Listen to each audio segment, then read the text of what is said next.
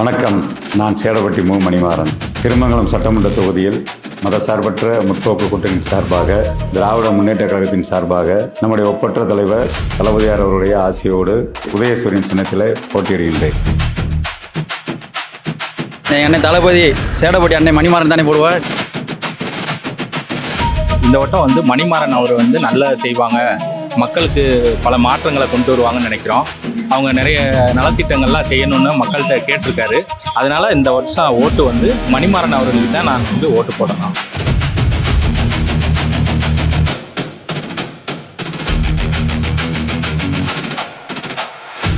முன்பெல்லாம் எங்கள்கிட்ட கோரிக்கை வைப்பாங்க, வேட்பாளர்கிட்ட நாங்கள் இப்போ சென்றோம். இப்போ சென்ற இடமெல்லாம் தமிழ்நாட்டுடைய முதல்வர் இந்த திட்டங்களெல்லாம் கொண்டு வந்திருக்கிறாருன்னு எங்களை வரவேற்று உற்சாகம் அளிக்கிறாங்க. அதுவே எங்களுக்கு மிக உற்சாகம் அளிக்கிறது. அன்னை மணிமாறன் தான் போடுவோம். உதயசூரன் அவர் தான் நல்ல திட்டம் நல்லா செய்கிறாரு. ஐயா ஸ்டாலின் ஐயா மக்களுக்கு நிறையா செய்கிறாரு. முக்கியமாக பெண்களுக்கு இந்த ஆட்சியில் முழு உரிமை தர்றாங்க. அவங்க பொறுப்புகளை நாங்கள் ஒருபொழுதும் பெரிதாக பார்ப்பதில்லை. திராவிட முன்னேற்ற கழகத்தை பொறுத்தமட்டில் இன்றைக்கும் எல்லா பொறுப்புகளும் சமமானதுதான். மகளிர் உதவித்தொகை, அது போக திருமங்கலம் தொகுதி மணிமாறன் அவருக்காக.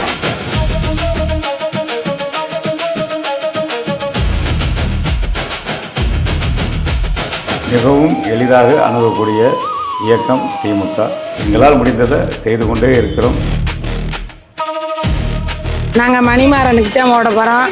அவர் மாவட்டமாக இருந்து நல்லா நிறையா நலத்திட்டங்கள் செஞ்சுருக்காரு. இப்போயும் நிறையா ஜெயிக்கணும், அந்த இது பார்க்கணும், மக்களை எல்லாம் பார்க்கணுன்ட்டு விசேஷ இதுகளுக்கெல்லாம் எதுக்கும் கலந்துக்குவார். அதாவது திமுகவோட ஆட்சி சிறப்பாக இருக்குது, நம்மளோட கூட்டணி நமக்கு பக்கபலமாக இருக்குது, நம்ம எதிர்த்து நிற்கிற மலைக்கு ஈக்குவலான ஒரு வேட்பாளர் நமக்கு இருக்கார். திருமங்கலம் சட்டமன்ற தொகுதியை முதன்மையான சட்டமன்ற தொகுதியாக மாற்றி காட்டுவேன். அந்த சட்டமன்றத்துடைய தோல்வி என்னை எந்த விதத்திலும் பாதிக்க. இந்த முறையும் தேர்தல் அறிக்கை கதாநாயகனாக இருக்கிறது. மிகப்பெரிய வெற்றியை தேடித்தரப்போகிறது.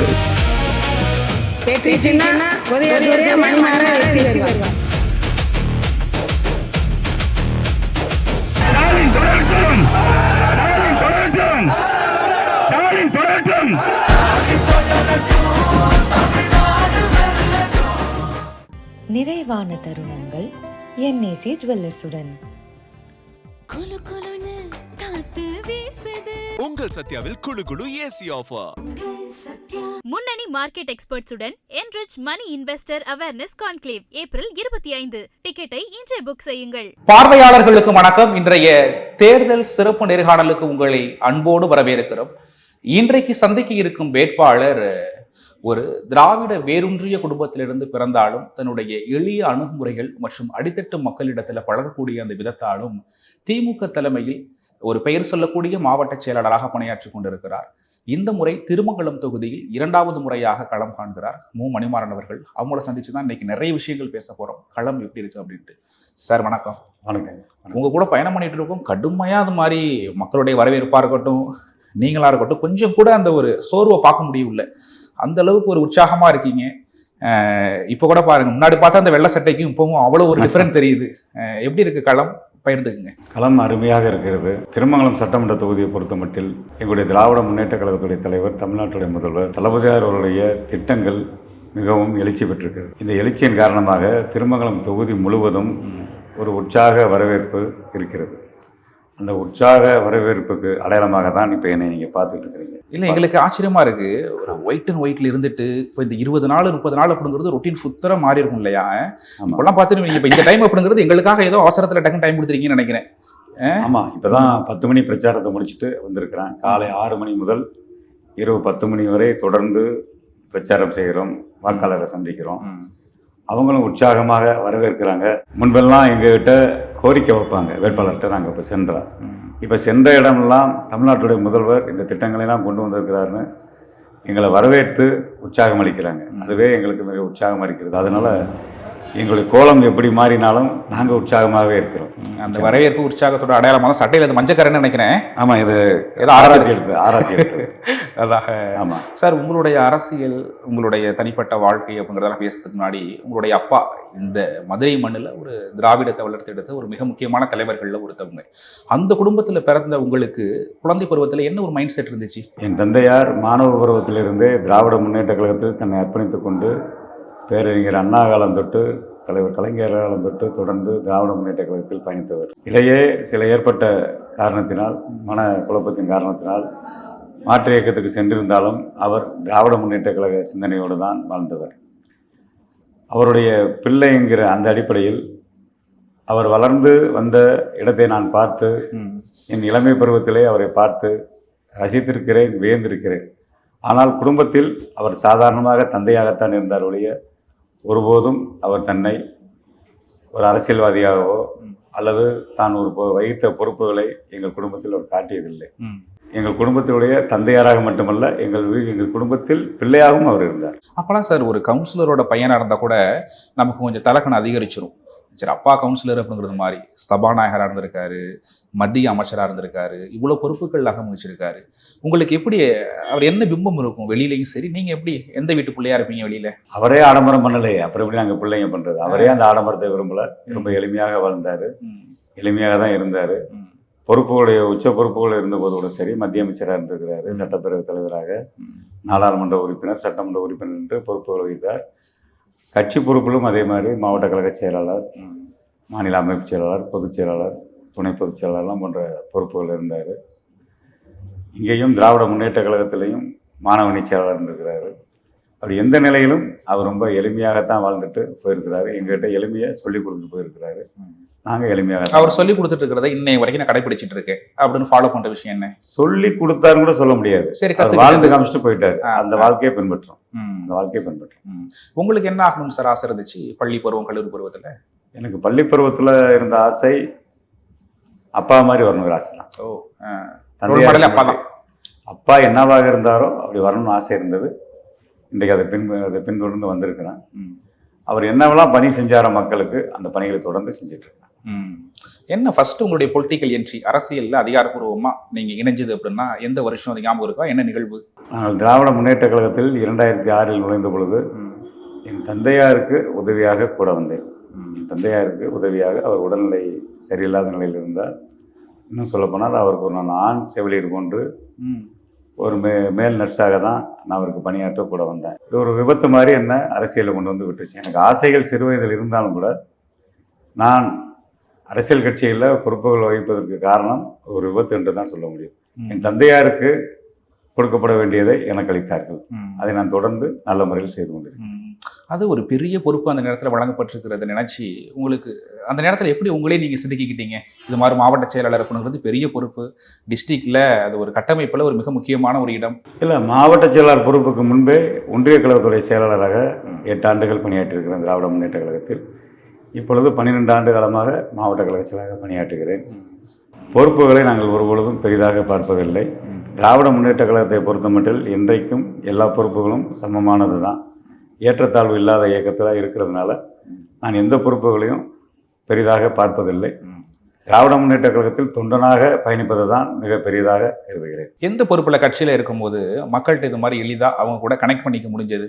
மக்கள் அதிகமாக சந்திக்கிறதா இருக்கட்டும், அவங்க குறை நிறைய கேட்டு தெரிஞ்சுக்கிறதா நான் சொல்கிறேன், எந்த பொறுப்பாக இருந்தாலும் திராவிட முன்னேற்ற கழகத்தை பொறுத்த மட்டும் மக்களிடத்தில் எளிதாக அணுக முடியும். யாராக இருந்தாலும், அது நீங்கள் சொல்லக்கூடிய மாநில அளவில் பொறுப்புகளாக இருந்தாலும் சரி, மாவட்ட அளவில் பொறுப்புகளாக இருந்தாலும் சரி, கிளைக்கழக பொறுப்புகள் இருந்தாலும் சரி, மிகவும் எளிதாக அணுகக்கூடிய இயக்கம் திமுக, அதனுடைய தொண்டர்கள் நாங்கள். இப்போ நாங்கள் நிறைய விஷயம் கேள்விப்படுறோம். இந்த மாதிரி யாராச்சும் உதவின்னு கேட்டு வந்தாங்கன்னா என்னன்னு கூட கேட்க மாட்டார். நிறைய கோயில்களுக்காக இருக்கட்டும், தேவாலயம், மசூதிகள், அது ஒரு விஷயமா இருக்கட்டும், படிப்பு விஷயம் அப்படின்ட்டு நிறைய சொல்கிறாங்க. இந்த உதவி செய்யணும் அப்படிங்கிற ஒரு மனப்பான்மை ஏதாச்சும் ஒரு புள்ளியில் தொடங்கியிருக்கும்ல, எங்கேருந்து தொடங்கிடுச்சு அது? உதவி செய்யக்கூடிய மனப்பான்மை என்பது, அது உதவி என்று சொல்வதை விட என்னுடைய யதார்த்தம் என்று சொல்ல வேண்டும். நான் என்றைக்கும் அது உதவின்னு நினைக்க மாட்டேன். என்கிட்ட இருந்தால் செய்ய போகிறோம், கொடுக்க போகிறோம். அது உதவின்னு சொல்கிறத விட என்னுடைய மனசு கஷ்டப்பட்டு வரவங்களுக்கு ஏதாவது செய்யணுங்கிற எண்ணத்தோடு வாழ்ந்து வந்ததுனால என் தந்தையார் காட்டிய வழி அது. அது எந்த ஒரு நிகழ்வாக இருந்தாலும் சரி, குறிப்பாக கல்விக்கு மிக முக்கியத்துவம் கொடுப்போம். ஏன்னா ஒரு குடும்பத்தில் கல்வி தான் ஒரு குடும்பத்தை உயர்த்தும்.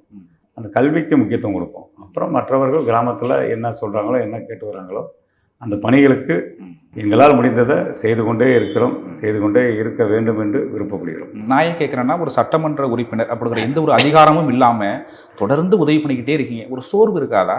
இல்லை, அதற்கு எதற்கு சட்டமன்ற உறுப்பினராக இருக்கணும், வேற பொறுப்புகள் இருக்கணும், அது தேவையில்லை. இல்லை, எவ்வளவுதான் அப்புறம் கை காசை போட்டு நிதி இல்லாமல் செய்ய முடியும்? அதை தான் சொல்ல வரேன். எங்களால் முடிகிற வரையும் செய்ய போகிறோம், முடிகிற வரையும் செய்ய போகிறோம், அவ்வளோதான். முடியாத பட்சத்தில் அது யாராலையும் முடியாது. ஆனால் நிச்சயமாக முடிகிற முறை நாங்கள் பொறுப்புகள் வந்தாலும் வரலனாலும் எங்களுடைய பணி மக்கள் பணி செய்வது, மக்களுக்காக உதவி செய்வது, அதை செய்து கொண்டே இருப்போம். குறிப்பிட்டு உங்களுடைய பணியை சொல்ல போனால் ஒரு 3 பணிகளை சொல்லுங்களேன். இந்த பகுதிகளில் இந்த மக்களுக்கு வந்து என்னென்ன உங்கள் மூலமாக ஒரு திட்டங்களாக இருக்கட்டும், உதவிகளாக இருக்கட்டும் கொண்டு போய் சேர்த்துருக்கீங்க? என்னை பொறுத்த மட்டில் கடந்த 5 ஆண்டுகளில் திராவிட முன்னேற்ற கழக அரசு அமைந்ததிலிருந்து திருமங்கலம் நகராட்சியில் முள்ளிப்பள்ளம் குடிநீர் திட்டம் கேட்டாங்க 52 கோடி ரூபாயில். அது எங்களுடைய நகர்ப்புறத்துறை அமைச்சர்கிட்ட எடுத்து சொல்லி அது உடனடியாக அதற்கு சாங்ஷன் பண்ணி நிதி ஒதுக்கீடு பண்ணார். இப்போ அந்த வேலை நெருக்கி முடிந்து விட்டது. அதே போல் ரயில்வே மேம்பாலம் ஒன்று வர வேண்டும் என்று முதலமைச்சர்கிட்ட கோரிக்கை வச்சோம். அதையும் செய்து கொடுத்திருக்கிறார்கள் 22 கோடி ரூபாயில். பேரையூரில் நீதிமன்ற கட்டட வளாகம் ஒன்று ஒரு 18 கோடி ரூபாயில் திட்டங்கள் வந்திருக்கு. நிறைய கிராம சாலைகள், சாலை வசதிகள், பேவர் பிளாக் ரோடெல்லாம் போட்டு கொடுத்துருக்கோம். சொந்த பணத்திலிருந்தும் உதவிகள் பண்ணியிருக்கிறேன். நலத்திட்டங்கள் வழங்கியிருக்கோம். கிராமம் முழுக்க சென்று நலத்திட்டங்கள் வழங்கியிருக்கோம். இப்படி எண்ணற்ற உதவிகளை செஞ்சுருக்கிறோம். நலத்திட்ட பணிகள் நடந்துகிட்டே இருக்குது. அரசு திட்டங்களையும் கொண்டு வந்திருக்கு. கடந்த தேர்தலில் சார் ஒரு 13,000 வாக்குகள் வித்தியாசத்தில் தான் நீங்கள் தோல்வி அடைஞ்சிங்க. எந்த அளவுக்கு அது வருத்தமாக இருந்துச்சு? மக்களுக்கு இவ்வளவு சேவை பண்ணி ஒரு மக்களோட மக்களாக பழகி. இல்லை, வருத்தம் என்பதை விட மக்கள் பயன்படுத்த தவறிவிட்டார்கள் என்று வருத்தம் இருந்தது. என்னை தேர்வு செஞ்சுருந்தாங்கன்னா நிச்சயமாக திருமங்கலம் சட்டமன்ற தொகுதியை முதன்மையான சட்டமன்ற தொகுதியாக உருவாக்குவதற்கு முழு முயற்சி எடுத்திருப்பேன். அதற்கு முதலமைச்சரும் உறுதுணையாக இருந்திருப்பார். இப்பொழுதும் நான் கழக பொறுப்பில் இருந்து கொண்டு முழு முயற்சி எடுத்துக்கிட்டு இருக்கிறேன். வரக்கூடிய தேர்தலிலும் நிச்சயமாக அந்த வாய்ப்பை வழங்குவாங்க. அப்படி வழங்கும் பொழுது திருமங்கலம் சட்டமன்ற தொகுதியை முதன்மையான சட்டமன்ற தொகுதியாக மாற்றி காட்டுவேன். கடந்த சட்டமன்றத்துடைய தோல்வி என்னை எந்த விதத்திலும் பாதிப்பு ஏற்படுத்தவில்லை. உங்களுக்கும் வெற்றி பெற்றவருக்கும் ஒரு 13,000 வாக்குகள் வித்தியாசம் இருந்துச்சு. அதை இந்த முறை என்ன நம்பிக்கை ஏற்படுத்திருக்கீங்க அந்த 13,000 ஓட்டு உங்கள் சைடு வரத்துக்கு? அதான் சொல்லிட்டேன், முதலமைச்சருடைய திட்டங்கள், முதலமைச்சருடைய தேர்தல் அறிக்கை, திமுகவுடைய தேர்தல் அறிக்கை என்றைக்கும் கதாநாயகனாக இருக்கும் தேர்தலில். இந்த முறையும் தேர்தல் அறிக்கை கதாநாயகனாக இருக்கிறது. மிகப்பெரிய வெற்றியை தேடித்தரப்போகிறது எங்களுடைய முதலமைச்சருடைய திட்டங்கள். 13,000 வாக்குகள் அல்ல, 50,000 வாக்குகள் நிச்சயம் அதிகம் பெற்று முதலமைச்சருடைய அந்த திட்டங்கள் மூலியமாக அந்த வெற்றியை நிச்சயமாக பெறுவோம் என்பது நம்பிக்கை இருக்கிறது. ஆனால் கடந்த 10 வருடங்களாக அமைச்சராக இருந்தாங்க ஆர்பி உதயகுமார், நாங்கள் நிறைய விஷயங்கள் செஞ்சுருக்கோம் மதுரையில், திருமங்கலத்தில் அப்படின்னு சொல்லி வாக்கு கேட்டார். 2021 அவரே தேர்ந்தெடுத்தாங்க. அவங்க மக்கள் வந்து அவர் செஞ்சதுனால தான் அவங்களை தேர்ந்தெடுத்திருக்காங்களோ? இல்லை, அவர் பொய்யான வாக்குறுதிகளை தந்தார், உண்மைக்கு புறம்பான செய்தியை சொன்னார். ஆயிரக்கணக்கான கோடிகளை கொள்ளையடித்து வைத்துவிட்டு மக்களுக்கு என்று எந்த திட்டங்களையும் கொண்டு வராமல் மக்களை ஏமாற்றி ஒரு மாய வலையை ஏற்படுத்தி மீண்டும் வந்தால் இதை செய்கிறேன் அதை செய்கிறேன் என்று உண்மைக்கு எட்டப்படாத செய்திகளை சொல்லி மக்களை ஏமாற்றி வாக்குகளை பெற்று சென்று விட்டார். இப்பொழுது மக்கள் ஏமாற தயாராக இல்லை. அவருடைய நாடகம் இந்த முறை உறுதியாக திருமங்கலம் சட்டமன்ற தொகுதியில் எடுபடாது என்பது என்னுடைய கருத்து, மக்களுடைய கருத்து. அப்போ 2021 தேர்தலில் 10 வருடம் அதிமுகவுக்கு கிடைச்ச அந்த ஒரு வெற்றி இல்லை, எதிர்காலத்தை அவர் சொல்லி வாக்குறுதி இது மாதிரி நான் அதை செய்கிறேன் இதை செய்கிறேன்னு சொன்னதுக்கு நம்பிக்கையா மக்கள் வாக்களித்தது தான். எதிர்காலத்தையும் சொன்னார், பணமும் கொடுத்தார், மிகப்பெரிய பணம் கையில் வைத்திருந்தார், பணத்தை கொடுத்திருந்தார், மக்கள் ஏமாந்து வாக்களித்தார்கள். இந்த முறை அது நடக்காது. அவர் நிச்சயமாக இந்த முறை தோல்வியை தழுவுவார். நிறைய செஞ்சுருக்கோம், சாலைகள் போட்டிருக்கோம், குடிநீர் பண்ணியிருக்கோம், மராமத்து பண்ணியிருக்கோம், தூர்வாரி இருக்கோம் அப்படின்ட்டு எக்கச்சக்கமாக அடிக்கிட்டு போகிறாங்களே. புதிய கட்டிடங்களாக இருக்கட்டும், மதுரைக்கு நல்ல விஷயங்களை கொண்டு வந்திருக்கோம் அப்படின்ட்டு. எந்த கட்டிடங்கள் கொண்டு வந்தார், எந்த சாலை வசதிகள் ஏற்படுத்தினார், எங்கே குடிநீர் பிரச்சனையை தீர்த்து வைத்தார் என்று ஊர் பெயரை சொல்லட்டும், எந்த கிராமம் என்று சொல்லட்டும். பிரச்சனைனா ரோட்டில் இறங்கி போராடுறாரு சார். கப்பலூர் சுங்கச்சாவடி பிரச்சனைகள்லாம் பார்த்தீங்கன்னா மக்களோட மக்களா. கப்பலூர் சுங்கச்சாவடி அவர் நினைத்திருந்தால் அவர் வருவாய்த்துறை அமைச்சராக இருந்த பொழுது அவரோட கூட்டணி சேர்ந்திருந்த பாரதிய ஜனதாவோடு அவர் பேசி, மோடியோடு பேசி, பிரதமரோடு பேசி இந்த சுங்கச்சாவடியை அகற்றியிருக்கலாம். அப்பொழுதெல்லாம் சுங்கச்சாவடி அகற்ற முடியாதவர் இப்பொழுது சட்டமன்ற உறுப்பினராகவும் 5 ஆண்டுகள் இருக்கும் பொழுது கடைசி 4 மாதத்தில் சுங்கச்சாவடி போராட்டத்தில் கலந்து கொள்கிறார். அதாவது எப்படி என்று சொல்வதென்றால், பிள்ளையும் கிள்ளி விடுவது, தொட்டிலை மாட்டுவது அவருடைய வழக்கம். அவர் தான் சுங்கச்சாவடிக்கு காரணமே. என்னை பொறுத்த மட்டும் சுங்கச்சாவடி இங்கே இருக்குதுன்னா உதயகுமார் தான் காரணம். அதை இங்கே கொண்டு வந்திருக்கவே தேவையில்லை. அவரே கொண்டு வந்துவிட்டு இப்போ அவரே நாடகம் முடிகிறார். தொடர்ந்து 2 முறை சட்டமன்ற உறுப்பினராக இருந்திருக்காரு. இந்த ஏரியாவில் அவருக்கு ஒரு ஸ்ட்ராங் பில்டு ஓட் பேங்க் இருக்குது. அதை ஈஸியாக நீங்கள் தகர்த்துட்டு வெற்றி பெற முடியும் அப்படிங்கிற கான்ஃபிடென்ட் இருக்கா? இல்லை, இது உதயகுமாருக்கான ஸ்ட்ராங்குன்னு நான் சொல்ல முடியாது. இது அதிமுக வசம் இருந்த தொகுதி, அதிகமாக அதிமுக வசம் இருந்த தொகுதி. அதை பயன்படுத்தி கொண்டு அவர் அமைச்சராக இருந்த காரணத்தினால், பணமும் நிறையா வச்சிருந்த காரணத்தினால வெற்றி பெற்றிருக்கிறாரு. அதான் சொன்னேன், மக்களிடத்திலே ஒரு மாய வலை ஏற்படுத்தி வெற்றி பெற்றார். இனி அது எடுபடாது. மக்கள் ஏமாற மாட்டார்கள். மக்கள் தெளிவாக இருக்கிறார்கள். திராவிட முன்னேற்ற கழகத்துடைய தலைவர், தமிழ்நாட்டுடைய முதல்வர் நல்ல திட்டங்களை கொண்டு வந்திருக்கிறார். அவரைத்தான் நாங்கள் ஆதரிப்போம் என்று குரல் கொடுத்து கொண்டிருக்கிறார்கள். என்னையும் அவர்கள் ஏற்றுக்கொண்டு விட்டார்கள். 2 முறை வாய்ப்புகள் இழந்த நிலையில் தொடர்ந்து வந்து கொண்டிருக்கிறார். நிச்சயமாக உனக்கு அந்த உறுதியை தருகிறோம் என்று சொல்லியிருக்கிறார்கள். தருவார்கள். நிச்சயமாக சட்டமன்ற உறுப்பினராக வெற்றி பெற்று மக்கள் பணி ஆற்றுவேன். இந்த பீரியட் வந்து ஆட்சி அதிகாரத்தில் இல்லாமலே நீங்கள் எம்எல்ஏ இல்லாமல் மக்களுக்கு நிறைய விஷயங்கள் செஞ்சுருக்கீங்க. இப்போ எம்எல்ஏ ஆகினா இதெல்லாம் செய்யணும் அப்படின்ட்டு என்ன பிரதான வாக்குறுதிகளாக இருக்குது இந்த தொகுதியை பொறுத்தளவு மக்களுக்கு? உங்களுக்கு என்னுடைய முதல் வாக்குறுதி என்பதை விட முதல் லட்சியமாக என்ன நான் சொல்கிறேன்னா, படித்த பட்டதாரிகள், படித்த இளைஞர்களுக்கு, பெண்களுக்கு வேலைவாய்ப்பு, அரசாங்க வேலைவாய்ப்பை ஏற்படுத்தி கொடுப்பது. ஒரு கிராமத்தில் குறைந்தபட்சம் ஒரு 10 பேருக்காவது அரசாங்க வேலையை ஏற்படுத்தி கொடுப்பது. ஒரு அரசாங்க தொழிற்சாலை ஒன்று கொண்டு வருவது. திருமங்கலம் சட்டமன்ற தொகுதிக்கு என்று ஒரு அரசாங்க தொழிற்சாலை கொண்டு வருவது. முழு முயற்சி எடுப்பேன். முதலமைச்சர் அதற்கு உதவி செய்வார் என்ற நம்பிக்கையோடு இருக்கிறோம். அடுத்தபடியாக அனைத்து கிராமங்களுக்கும் குடிநீர் பிரச்சனையை தீர்த்து வைப்பது. குடிநீர் பிரச்சனையை தீர்த்து வைப்பது. விவசாயத்திற்கு தேவையான தண்ணீரை கம்மாயில் கொண்டு வந்து நிரப்பி விவசாயத்திற்கு தேவையான தண்ணீரை வரவழைப்பது எனது லட்சியமாக இருக்கிறது. இதுதான் எனது. அந்த பேரையூர் எம்ஜிஆர் அவர்கள் காலத்தில் அறிவிக்கப்பட்டது அந்த குடிநீர் திட்டம் சொல்லுவாங்க, அது எந்த அளவுக்கு இருக்கு? அப்பொழுது என் தந்தையார் சட்டமன்ற உறுப்பினராக இருந்தார். பேரையூர் பகுதியில் பேரையூர் தாலுகாவாக பேரையூரை கொண்டு வந்தது என் தந்தையார் அவர்கள். அவர் செய்த பணிகள் தான் அது. இன்றைக்கு அது எனக்கு, நான் என் தந்தையார் செய்த பணிகளை கோடிட்டு காமிச்சு தான் நான் வாக்குகளை கேட்டுக்கொண்டிருக்கேன். நிறைய இருக்கிற இளைஞர்கள் வந்து சென்னைக்கு, பெங்களூருக்கு இது மாதிரி இடம்பெயர்ந்து இது மாதிரி தொழிற்சாலைகள் இங்கே இல்லை அப்படிங்கிறதுனால அதெல்லாம் என்னென்ன ஒரு திட்டங்களை வச்சுருக்கீங்க? இளைஞர்களை இங்கே ஒரு வேலைவாய்ப்பு அதை தான் சொல்லிட்டேன் நான்.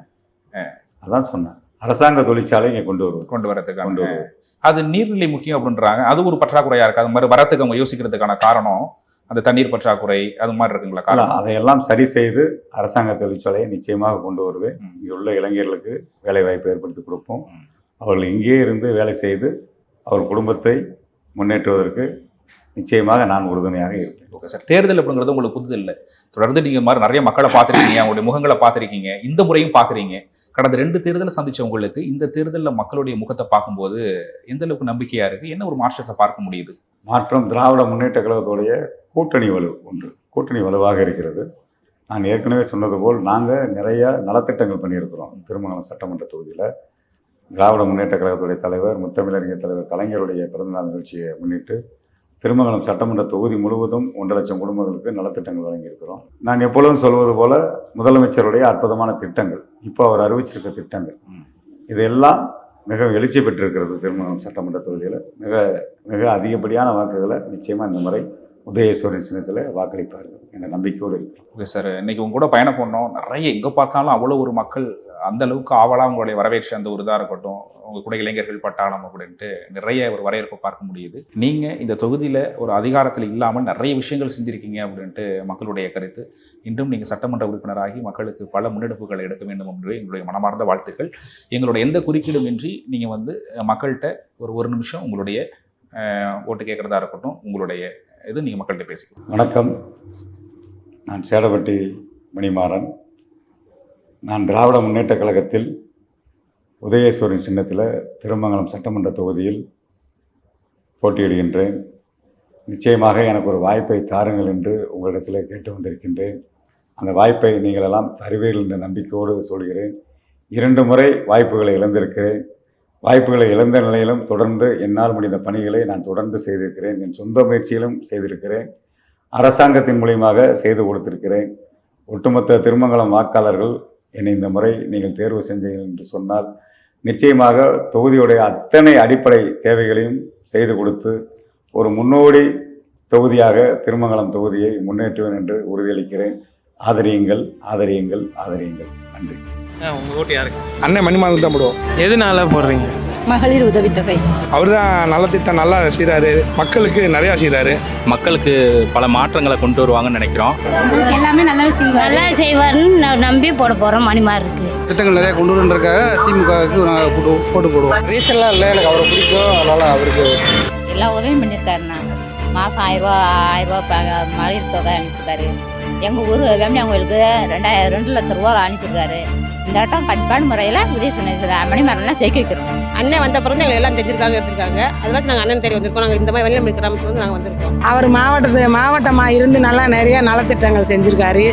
இப்பயும் நிறையா செய்யணும், அந்த இது பார்க்கணும், மக்களை எல்லாம் பார்க்கணுன்ட்டு விசேஷ இதுகளுக்கெல்லாம் எதுக்கும் கலந்துக்குவார். பெண்களுக்கு இந்த ஆட்சியில் முழு உரிமை தராங்க. நான் அவங்களுக்கு எங்களுக்கு நல்லது செய்கிறாரு. ஆளுங்க உதவிப்பட்ட ஆளுங்க, அதனால நல்ல மனசில் இருக்காருன்னு ஒரு ஒன்றுதே அப்போ ஒரு ஓட்டு போடுறோம்னு நினைக்கிறோம். நம்ம எதிர்த்து நிக்கிற மலைக்கு ஈக்குவலான ஒரு வேட்பாளர் நமக்கு இருக்காரு. இந்த வருஷம் ஓட்டு வந்து மணிமாறன் அவர்களுக்கு தான் நான் வந்து ஓட்டு போடணும். வெற்றி சின்ன உதயசூரியன் மணிமாறன் வெற்றி பெறுவார். வருகின்ற 23ஆம் தேதி நடைபெறவுள்ள சட்டமன்ற தேர்தலில் வாக்குப்பதிவு இயந்திரத்தில் உள்ள வரிசை எண் 2இல் எனது பெயரும் சின்னமும் இருக்கின்றது.